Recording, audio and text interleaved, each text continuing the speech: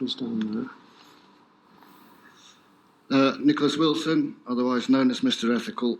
A lot of talk about protecting consumers today.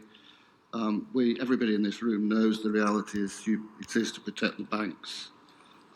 We had a meeting 2 weeks ago, and last week you publicly announced that you'd found another 18,500 debts from HSBC with illegal charges added to them. I gave you 2 years ago evidence of 500,000 debts which have that on.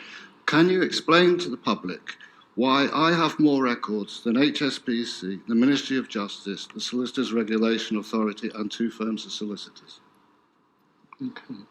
Mr. Wilson, well, of course, it's true that you and I did meet, and we've corresponded, actually, including yesterday, on this subject. Let me make 2 points. First of all, I've said to you yesterday, and I don't think it's the first time I said, the number of people who will fall within this redress process will be governed by the evidence. There isn't a fixed limit, never is with our processes. It will be driven by the evidence.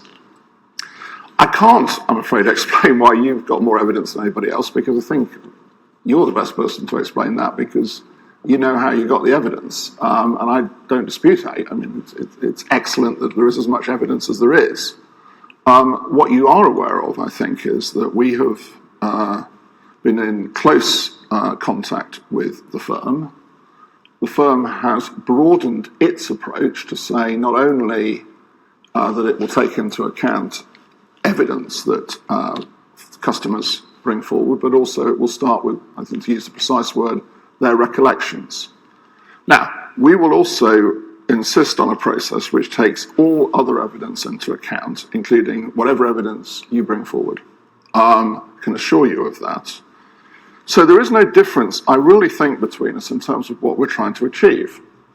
We're trying to achieve a process that comes out with as much redress as should appropriately be the end product. It will be driven by the evidence.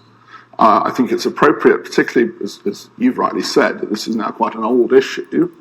The definition of evidence is broad, because it's unreasonable to expect people to have precise records from that time, and I welcome that fact.